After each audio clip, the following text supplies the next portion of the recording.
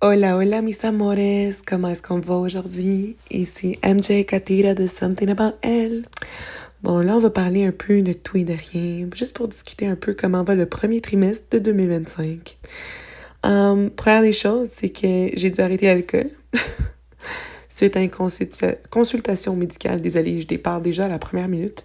Une consultation médicale, je faisais des crises d'eczéma au fond, et c'était déclenché par l'alcool, plot twist. Je sais pas, ceux qui m'ont peut-être côtoyé, mais moi, je dis jamais non à un shot de tequila, vous voyez. Là, oui, il va le falloir. Donc, un petit break de 3 à 6 mois, elle m'a conseillé.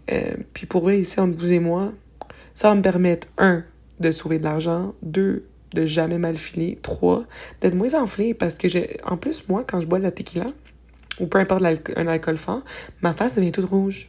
Fait que, tu sais, puis à 31 ans, après la trentaine, tu veux faire attention à ton physique et tout. Tu penses un peu plus à deux fois à qu'est-ce que tu vas mettre dans ton corps. Fait que c'est là consiste mon deuxième point. Tu sais, beaucoup de travail sur moi-même, en conséquence. Tu sais, je suis moi avec mes pensées. Même sur le plan physique, sur le plan mental, sur le côté amical, sur le côté amoureux. Tu sais, puis ces derniers jours, j'analyse un peu plus les trucs et je réalise qu'il me reste tellement à découvrir sur moi-même.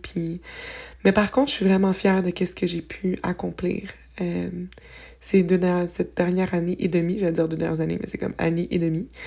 Tu sais, puis même au niveau, tu sais, relationnel, quand une relation, peu importe, le niveau prend fin, c'est comme un... J'ai analysé ça, tu sais. C'est un sentiment de honte que j'ai. Puis tu sais, moi, j'ai toujours dit que j'allais être vraie à travers ce balado. Parce que je veux que les gens puissent relate, parce que je suis sûre que je suis pas la seule qui file comme ça. Mais tu sais, admettons, surtout, mais je le sais, là, qu'il y a des gens qui vont penser de même. Puis je sais qu'il faut que je m'en fous ce que les gens pensent. Mais tu sais, admettons, oh my god, MJ est pas capable de garder un homme. Ah, c'est quoi son problème à elle? Comment ça qu'elle est pas capable d'avoir de chum? Oh my god, elle fait friendlyism. Puis c'est fou parce que c'est tout du mental qui vient de comment j'ai été élevée. Tu sais, moi, j'ai été élevée dans un environnement où est-ce que quand j'étais jeune, on me disait que vu que j'étais en surplus de poids, ben que j'allais pas attirer nécessairement les bonnes personnes, les bons partenaires. C'est comme non, non, tu vas voir, tu vas maigrir, puis tu vas attirer les bons partenaires.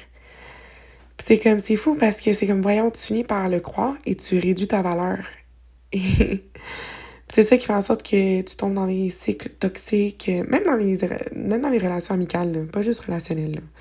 Tu finis ça parce que tu finis à réduire ta valeur puis tu penses qu'il faut que tu fasses des trucs pour te faire aimer et apprécier.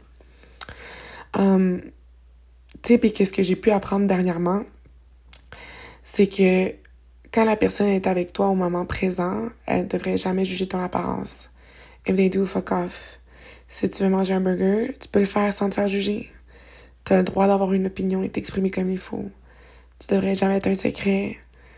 Tu n'as pas à faire autant pour te faire apprécier à ta juste valeur que personne ne devrait te rabaisser. Puis c'est pas vrai qu'une relation saine implique te faire crier dessus et te faire ghoster. Tu sais, puis genre, my body, my choice, concernant comme la contraception. Because let me tell you, il y a des hommes qui pensent qu'ils ont une opinion par rapport à ça et qui sont vraiment chiants par rapport à ça. Donc, ouais, non. No taken, genre, nope. My body, my choice. Puis, je réalise avec un peu de recul que c'est fou, hein, parce que des fois, genre, tu veux juste aider une personne à un point pour pas qu'elle remarque que t'es brisé à un niveau, genre, extravagant, mais que ça n'a rien à voir avec eux, tu sais. Puis, c'est fou, hein, parce que des fois... Puis moi, je suis une femme qui va overboard, hein. Moi, juste pour pas que les gens se rendent compte que moi, je suis un fardeau. Tu sais, genre, je vais faire la vaisselle, je vais faire le lavage, je vais cuisiner, je vais faire le lit, je vais faire du ménage. Parce que je veux pas qu'on se rende compte que je suis un fardeau. Mais ça n'a pas rapport, ça perd l'hypopète. Parce que ça peut juste être overwhelming de l'autre côté et mettre la personne off dans un sens. Puis c'est peut-être une première personne qui m'a fait réaliser que, genre, tu peux être apprécié sans rien faire. Tu sais, c'est comme, t'es pas supposé / obligé de faire tout ça, tu sais.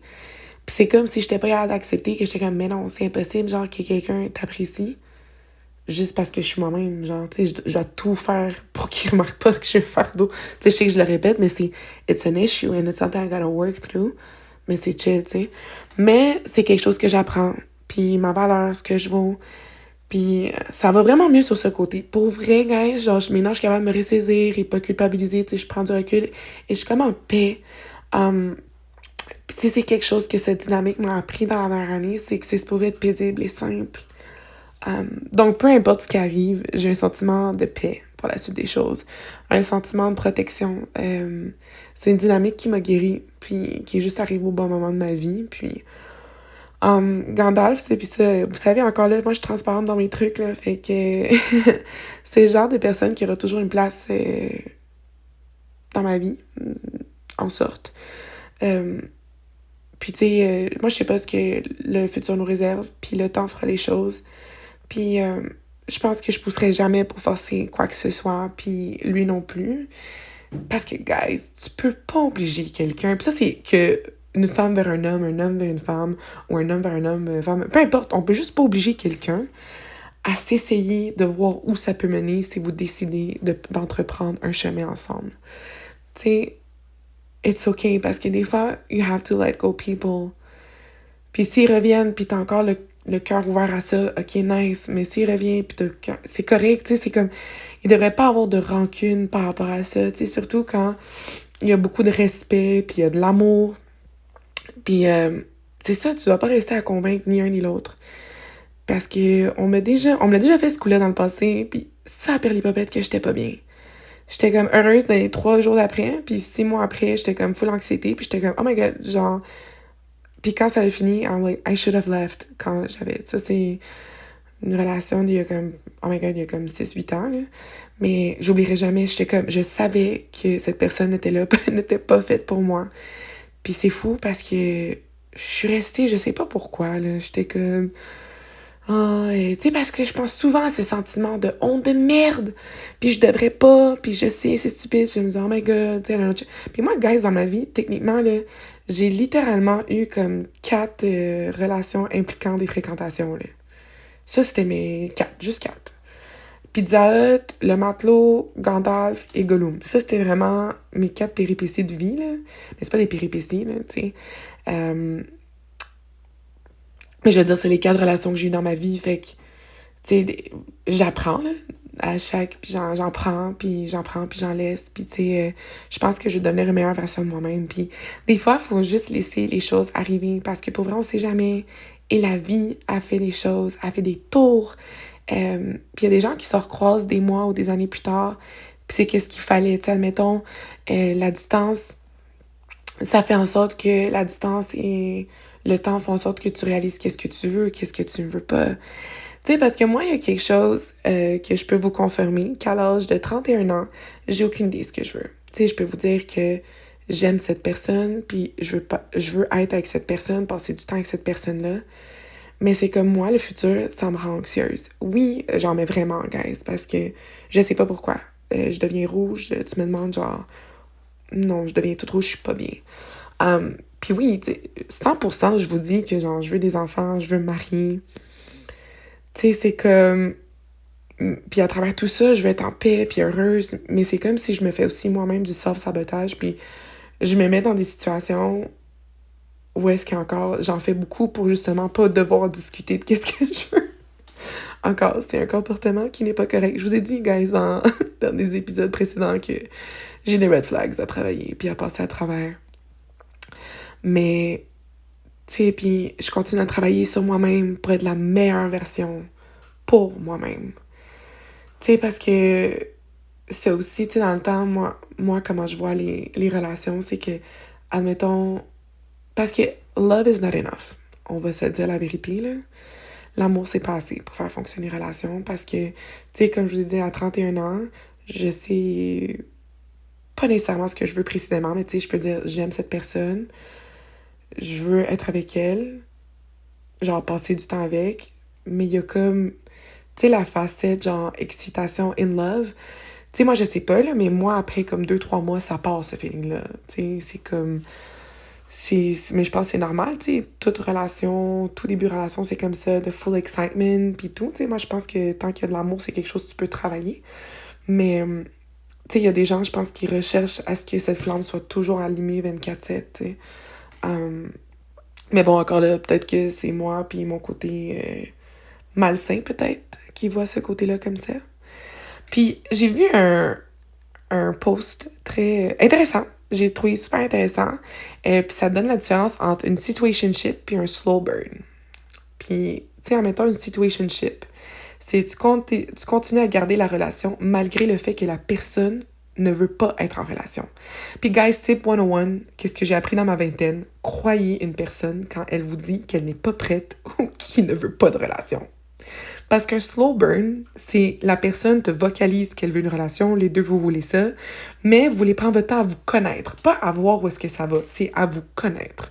Fait que tu sais, il y a vraiment une différence.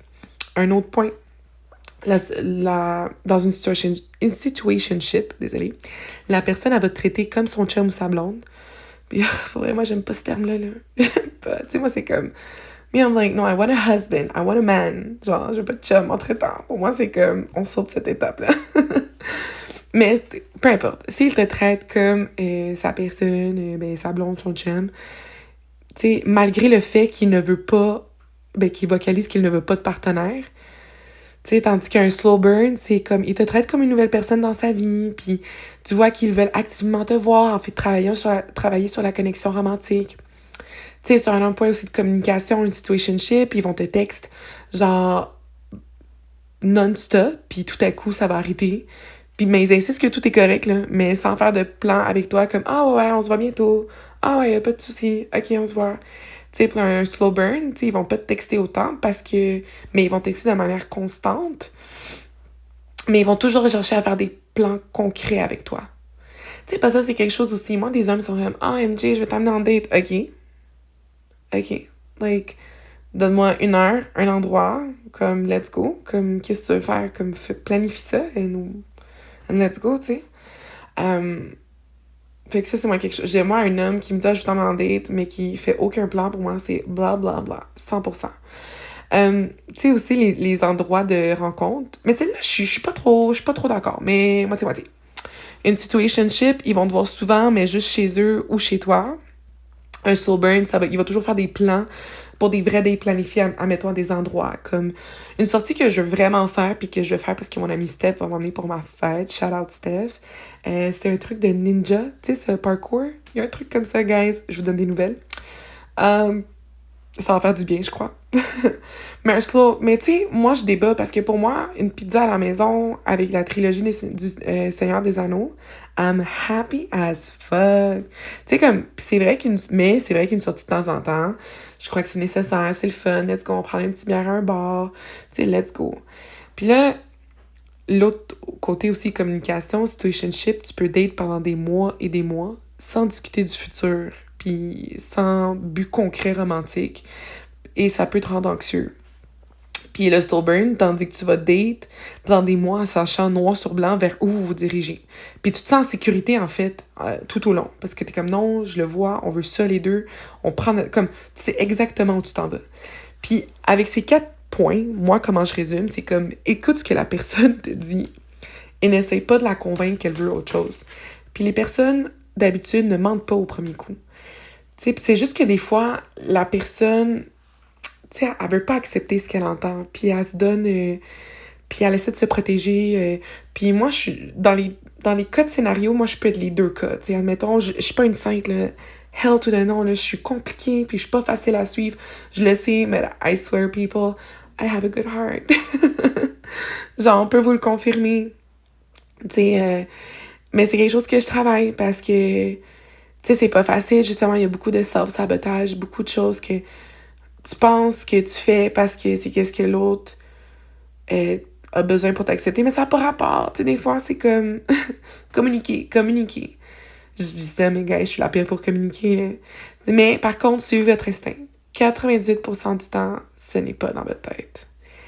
Tu sais, puis j'apprends encore, moi, tous les jours concernant les relations. Puis autant amicales que relationnelles, tu sais. Puis je suis pas tellement une experte, tu sais, fait que j'apprends. Puis il y a des leçons qui font plus mal que d'autres. Mais je pense qu'il y a des leçons qui sont nécessaires et qu'elles arrivent dans nos vies quand on en a le plus besoin. Puis je crois vraiment ça sincèrement. Tu sais, autant, moi, je vous dis, c'est comme... Puis maintenant, moi, il y a toujours un minimum de standards. tu sais, cette paix que j'ai vécue, mais que je vis encore présentement, moi, c'est le minimum. Tu sais, puis, comme je dis, résume, le premier trimestre de 2025, c'est que je suis capable d'accepter les leçons qui arrivent et les recevoir à bras ouverts.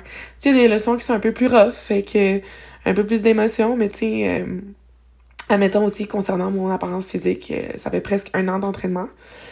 Puis j'étais tellement contente que j'ai comme trouvé une activité où je peux focus sur moi pour moi, puis c'est le fun, tu sais, quand je vais m'entraîner, j'adore ça.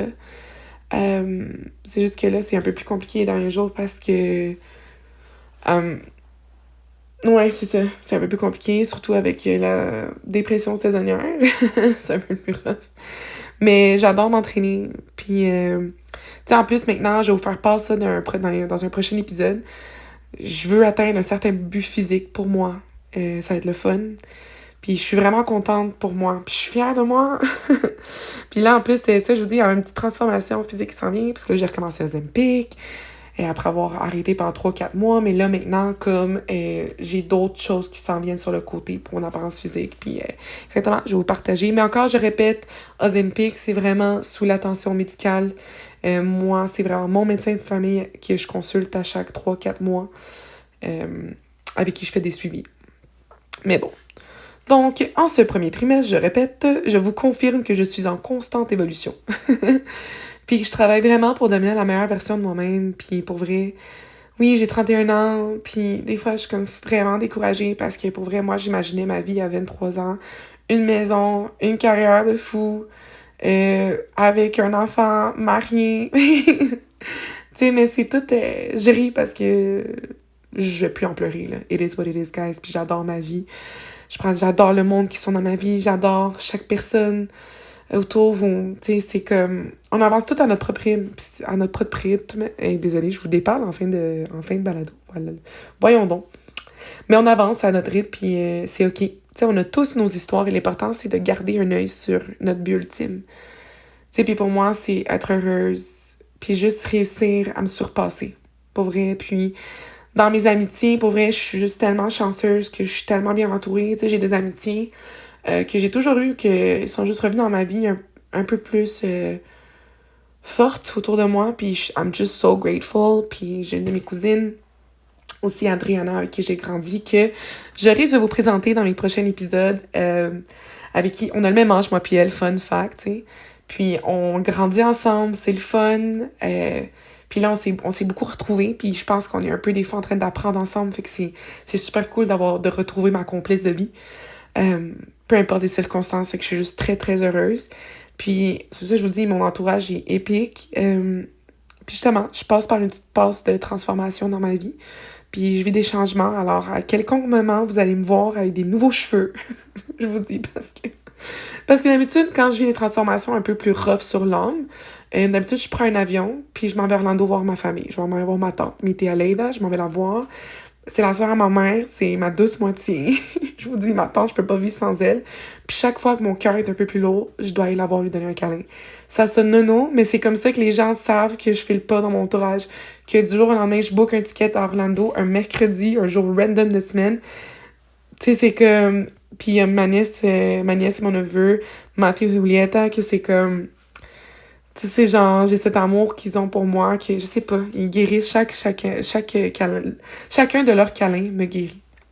Bon, allez, j'ai arrêté d'être quétaine comme ça, mais donc, comme je vous dis, vu que je vis une transformation assez cool et tout, puis que j'ai hâte, je risque d'y avoir mon ami Diego et me faire mes nouveaux cheveux. Puis, vous allez voir, je vais vous partager ça sur les réseaux, puis parce que je trouve qu'une chevelure, ça fait toujours du bien. Puis bon, donc, encore, donc 2025, j'accueille ça les bras ouverts. J'accueille les bras ouverts la sobriété, l'entraînement et les belles choses et les leçons. Fait que sur ce, mes amours, un gros, gros, gros, gros câlin de good vibes. Et on se voit bientôt. Besito, que Dios os bendiga.